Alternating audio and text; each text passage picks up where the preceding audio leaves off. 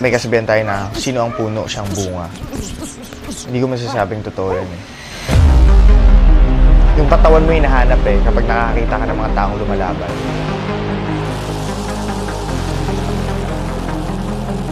Takot akong lumaban mag-isa. Matagal na akong takot. Pero kapag dating doon sa ring, it will make you realize na buhay ka dahil sa sakit na nararamdaman.